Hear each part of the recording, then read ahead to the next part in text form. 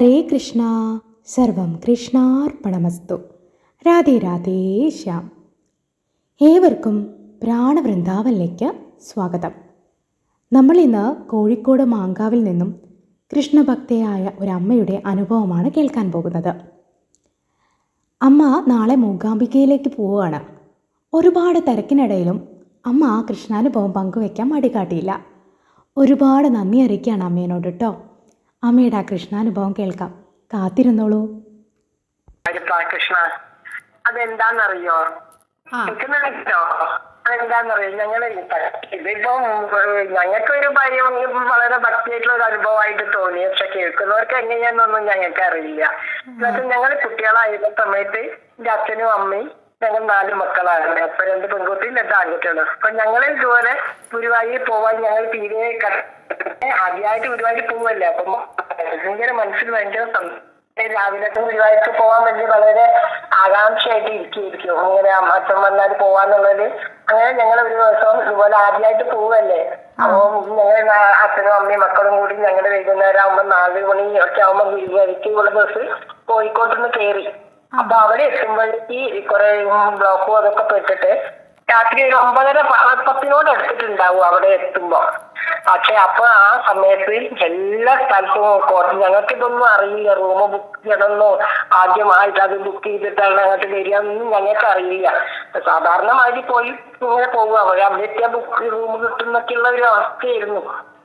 അങ്ങനെ ആ സമയത്ത് എല്ലാ റൂമും ബുക്കായി. ആ സമയത്ത് അവിടെ ഇവിടെ ജ്യോതിരംഗരാജനം ഗവർണർ ആയിരുന്ന സമയത്ത് അവിടെ ഒരു ഹിന്ദു പരിഷത്തിന്റെ വലിയൊരു സമ്മേളനം, വിശ്വ ഹിന്ദു സമ്മേളനം പറഞ്ഞിട്ട് അവിടെ അത് നടക്കുന്നുണ്ടോ, അങ്ങനെ എന്തോ സംഭവം നടക്കുക. അവിടെ എല്ലാ റൂമും ബുക്ക് ചെയ്യാനും അച്ഛൻ പറഞ്ഞ് എന്താ ചെയ്യാ, കാര്യം ചെയ്യാ, രാത്രി ഏതായാലും 9:30-10 മണിയെല്ലാം ആവുള്ളൂ, കോഴിക്കോട്ടേക്ക് തന്നെ തിരിച്ചു പോകാം, തൊഴാൻ പറ്റില്ലല്ലോ, പുറത്തുനിന്ന് ഇവിടുന്ന് എനിക്ക് തൊഴുതിട്ട് പോകാന്നൊക്കെ പറഞ്ഞുകൊണ്ട് അതിനൊക്കെ ആകെ ഇച്ഛാഭംഗി. ഭഗവാനെ കാണാൻ വേണ്ടി ആദ്യമായിട്ട് വന്നിട്ട് ഇങ്ങനെ എത്രയോ ആഗ്രഹിച്ചിട്ട് വരും. നടക്കുമ്പോ ഈ ഒരു തന്നെയാണ് ബസ്സിനൊക്കെ എങ്ങനെയാ ചെയ്യാൻ പറ്റും, എങ്ങനെയാ എനിക്ക് ഒരു മനസ്സിൽ ഭയങ്കര സന്തോഷവും സങ്കടമൊക്കെയായിരുന്നു. പക്ഷെ എന്ത് പറയാൻ അവിടെ എത്തിയപ്പോ എല്ലാ സ്ഥലങ്ങളിലും ഞങ്ങൾ അന്വേഷിച്ചു, ഒരു റൂം പോലും കിട്ടിയില്ല. അച്ഛൻ പറഞ്ഞ ഒരു കാര്യം ചെയ്യാൻ, നമുക്ക് മടങ്ങി വീട്ടിലേക്ക് തന്നെ പോവാ, ഇനി എപ്പോഴെങ്കിലും ഇതുപോലെ ഒഴിവുള്ള സമയത്ത് വരാന്ന് പറഞ്ഞ് അങ്ങനെ അച്ഛനും അമ്മയും ഞങ്ങളും മക്കളും കൂടി അങ്ങനെ മടങ്ങി പോവുകയാണ്. അങ്ങനെ വഴിക്കുന്ന വരുമ്പോ ഒരു വയസ്സായ ഒരു മനുഷ്യൻ കണ്ടു. മനുഷ്യക്ക് എന്താ ഇങ്ങനെ നിൽക്കുന്നത്, എന്താ എല്ലാരും വിഷമിച്ച് നിൽക്കുന്നത് പറഞ്ഞു. ഞങ്ങൾ തൊഴാൻ വന്നതായിരുന്നു, കുട്ടികളെ കൊണ്ട് ആദ്യമായിട്ട് വന്നതാണ്, കയറി തൊഴാൻ റൂം കിട്ടണ്ടേ, കുട്ടികൾ പെൺകുട്ടികളല്ലേ, അപ്പൊ ഒന്ന് കുളിക്കാനും ഇതിനൊക്കെ ഉള്ള സൗകര്യം മാറ്റാനൊക്കെ വേണ്ടേ. അപ്പൊ എന്താ ചെയ്യാൻ, ഞങ്ങൾ ഒന്നും സൗകര്യവും ഇല്ല, കോഴിക്കോട്ടേക്ക് തന്നെ തിരിച്ചു പോവുക, രാത്രിയൊക്കെ KSRTCയിലേക്ക് പോവാന്ന് പറഞ്ഞു. അയ്യോ, എന്തിനാ ഇങ്ങനെ വിഷമിക്കുന്നത്, ഒരു കാര്യം ചെയ്യൂ, ഞങ്ങൾ കല്യാണ പാർട്ടി ഉണ്ട്, കല്യാണ പാർട്ടി 3 മണിക്ക് രാവിലെ ഉച്ചയ്ക്ക് 3 മണിക്ക് ഇവിടെ എത്തുമെന്ന് പറഞ്ഞ കല്യാണ പാർട്ടിക്ക് വീട്ടിൽ ഞങ്ങൾ ഒന്നായിട്ടൊരു ടൂറിസ്റ്റ് ഹോം ബുക്ക് ചെയ്തിരുന്നു. അപ്പൊ അവരിപ്പോ കുറച്ച് മുന്നേ വിളിച്ച് പറഞ്ഞു 3 മണിയാകുമ്പോഴേക്ക് വരാൻ കഴിയും, ഞങ്ങൾ പുലർച്ചെ 6 മണിക്കേ വരാൻ പറ്റുള്ളൂ, അതുകൊണ്ട് വരാൻ പറ്റില്ല, എന്തായാലും ഒരു കാര്യം ചെയ്യും, കുറ്റിപ്പുറത്തുള്ള ഒരു മനുഷ്യനാണ്. അപ്പൊ അയാൾ പറഞ്ഞു ഒരു കാര്യം ചെയ്തോളൂ, ഞങ്ങൾക്ക് ഒരു റൂമല്ലേ വേണ്ടു, തൽക്കാലത്തേക്ക് നിങ്ങൾ കുളിച്ചു മാറ്റാനും ഒക്കെ അവിടെ ഇന്ന് രാത്രി കഴിഞ്ഞിട്ട് നാളെ ഒരു 5 മണിക്ക് ശേഷം അവിടെ നിന്ന് ഒഴിഞ്ഞ് തന്നാൽ മതി, അത്യാവശ്യമായിട്ടുള്ള നിങ്ങളെ കാര്യങ്ങൾ പ്രാഥമിക കാര്യങ്ങളൊക്കെ അവിടുന്ന് ചെയ്തോളൂ എന്ന് പറഞ്ഞു. ഞങ്ങളോട് അങ്ങനെ പറഞ്ഞു. ഇത് കേട്ടെന്റെ താമസം ഞങ്ങൾക്ക് എന്തെന്നില്ലാത്ത സന്തോഷം. അപ്പൊ അയാളെ മനുഷ്യനല്ല, നമുക്ക് വിശ്വസിക്കാനും പറ്റും.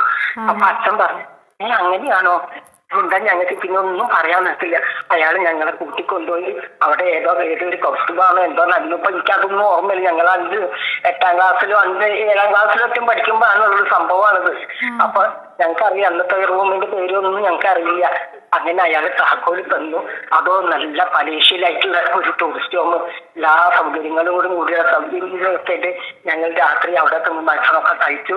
രാത്രിക്ക് കുളിക്കാനും ഇതിനൊക്കെ ഉള്ള സൗകര്യം തന്നു. എന്തിനു പറയുന്നു, രാവിലെ 5 മണി 3 മണിന്റെ ഭാഗത്താത്തോ ഉള്ള കാര്യങ്ങളൊക്കെ കണ്ടു തൊഴുതു. 5 മണി എന്ന് പറഞ്ഞ് 5:30 മണിയാകുമ്പോഴേക്കും ഞങ്ങൾ റൂം ഒഴിഞ്ഞു കൊടുത്തു. ഭഗവാൻ അസലായി തൊഴുതു നാട്ടിലേക്ക് തിരിച്ചു പോകുന്നു. ഇതിൽ പരം ഞങ്ങൾക്ക് ഭഗവാനോട് എന്താണ് ചെയ്യാനുള്ളത്? ചേട്ടാ 2 കുട്ടികളെ കൊണ്ട് റൂമില്ലാണ്ട് ഞങ്ങൾ തിരിഞ്ഞു കളിക്കുന്ന സമയം ഭഗവാനായിട്ട് സാറ് അയച്ച മനുഷ്യൻ ഞങ്ങൾക്ക് തോന്നിയത് അന്നാണ് ആദ്യത്തെ ഗുരുവായൂർ ദർശനം ഉണ്ടായത്. എപ്പം ഗുരുവായൂർ പോകുമ്പോൾ ആ മനുഷ്യനെ ആലോചിക്കും. അവിടെ നിന്ന് കഴിഞ്ഞ ദിവസങ്ങളിൽ ഞങ്ങൾ ആലോചിക്കും. ഇത്രയ്ക്ക് പറയാനുള്ളൂ. ഇതൊക്കെ ഭഗവാൻ ഇന്ന് ഇത്രയും കാലം ഞാൻ ജീവിക്കുന്നത് തന്നെ ആ ഭഗവാന്റെ കാഴ്ചയിലായിട്ട് കളിക്കെടുക്കും. എനിക്ക് മറ്റൊന്നും പറയാനില്ല കുട്ടിയെ. ഞാനിന്നും ജീവിക്കുന്നത് ആ ഭഗവാന്റെ ഒരു അനുഗ്രഹം കൊണ്ടാണ്. 2 പെൺകുട്ടികളെ കല്യാണം കഴിച്ചു. അവർക്ക് മക്കളുണ്ടായി. എല്ലാം കൊണ്ടും നല്ലതായിട്ട് ജീവിച്ചു പോവുകയാണ് ഇപ്പൊ ഞാൻ. ഹരേ കൃഷ്ണ. പറയുള്ളൂ മോളെ. നമസ്കാരം. ഹരേ കൃഷ്ണ. സർവം കൃഷ്ണാർപ്പണമസ്തു. കോഴിക്കോട് മാങ്കാവിൽ നിന്നും പ്രേമ ഗോപാലകൃഷ്ണൻ എന്ന് പറയുന്ന അമ്മയുടെ കൃഷ്ണാനുഭവമാണ് നമ്മൾ കേട്ടത്. അമ്മ 8ാം ക്ലാസ്സിൽ പഠിക്കുന്ന സമയത്തുള്ള കൃഷ്ണാനുഭവമാണ് പങ്കുവച്ചിരിക്കുന്നത്. ഇപ്പോൾ അമ്മയ്ക്ക് ഏകദേശം 60 വയസ്സായി. സത്യത്തിൽ ഈ കൃഷ്ണാനുഭവം കേട്ടപ്പോൾ അവസാന നിമിഷമൊക്കെ അമ്മ വല്ലാതെ വൈകാരികമായിട്ട് കരയുന്നുണ്ട്, ഭഗവാന്റെ ആ ഒരു ഓർമ്മകൾ പങ്കുവയ്ക്കുമ്പോൾ. സത്യം പറഞ്ഞാൽ കേട്ടു നിന്ന എൻ്റെ കണ്ണുകൾ പോലും നിറയുകയുണ്ടായി. ഹരേ കൃഷ്ണ ഭഗവാനേ. അമ്മയുടെ ഒരു കൃഷ്ണാനുഭവം കേട്ടപ്പോൾ സത്യം പറഞ്ഞാൽ ഭഗവാന്റെ ഒരു കാരുണ്യം എത്രത്തോളം വലുതാണെന്ന് നോക്കൂ. അമ്മയും സഹോദരങ്ങളും അച്ഛനും അമ്മയും ഒക്കെ ആയിട്ട് കോഴിക്കോടിൽ നിന്നും ഗുരുവായൂരിലേക്ക് യാത്ര പുറപ്പെടുകയാണ്. പക്ഷേ ഗുരുവായൂരിലെത്തിയപ്പോഴാണ് അവിടെ എന്തോ പരിപാടി നടക്കുകയാണ്, റൂമൊന്നും ഇല്ല എന്നുള്ളത് മനസ്സിലാക്കുന്നത്. ഏറെ വിഷമിച്ച് അവർ തിരിച്ചു പോകാൻ പുറപ്പെടുകയാണ്. പക്ഷേ അവിടേക്ക് ഭഗവാൻ ഒരാളെ പറഞ്ഞയക്കുകയാണ്.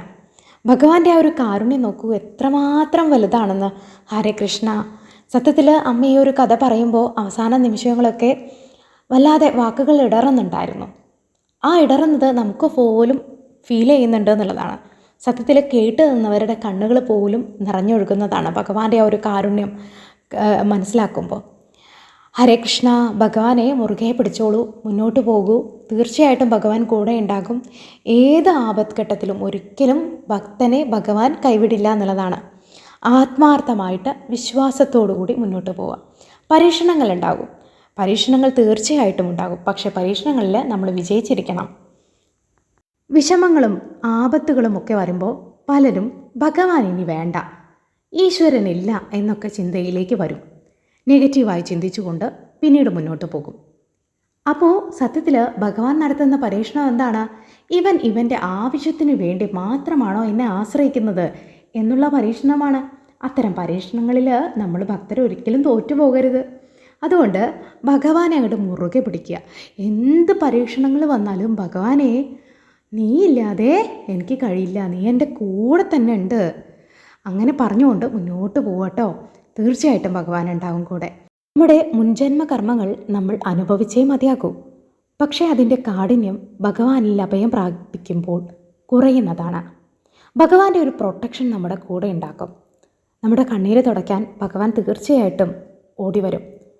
നിങ്ങൾക്ക് ഓർമ്മയില്ലേ, ദ്രൗപദിയുടെ ഏത് നിമിഷത്തിലാണ് ഭഗവാൻ ഓടി വന്നത്? ദ്രൗപദിയുടെ ചേല അഴിച്ചു മാറ്റുമ്പോൾ ഏറ്റവും അവസാന നിമിഷം ദ്രൗപദി എല്ലാം വെടിഞ്ഞുകൊണ്ട് കൈകൾ മുകളിലേക്ക് ഉയർത്തുമ്പോഴാണ് ഭഗവാൻ ഓടി വരുന്നത്. അതുപോലെ നമുക്ക് ഒരു ഗതിയും പരഗതിയും ഇല്ലാതിരിക്കുമ്പോൾ നമ്മൾ ഭഗവാനിൽ ഇങ്ങനെ അഭയം പ്രാപിക്കുമ്പോൾ ഭഗവാൻ അത് കാണാതിരിക്കാൻ സാധിക്കില്ല എന്നുള്ളതാണ്. ഹരേ കൃഷ്ണ. എൻ്റെ ഈ ചാനൽ ഇഷ്ടപ്പെട്ടെങ്കിൽ ഒന്ന് സബ്സ്ക്രൈബ് ചെയ്യണം, സപ്പോർട്ട് ചെയ്യണം. നിങ്ങളുടെ വിലപ്പെട്ട കമൻറ്റുകൾ താഴെ രേഖപ്പെടുത്തണം. നിങ്ങളുടെ സപ്പോർട്ടും സബ്സ്ക്രിപ്ഷനും കമൻറ്റുകളും ഒക്കെയാണ് എൻ്റെ മുന്നോട്ടുള്ള യാത്രയ്ക്ക് കരുത്തേക്കുന്നത്. ഇതുപോലെ കൃഷ്ണാനുഭവങ്ങളുണ്ടെങ്കിൽ താഴെ കാണുന്ന നമ്പറിലേക്ക് മെസ്സേജ് അയയ്ക്കുക, വാട്സപ്പ് മെസ്സേജ് അയയ്ക്കുക കേട്ടോ. Thank you.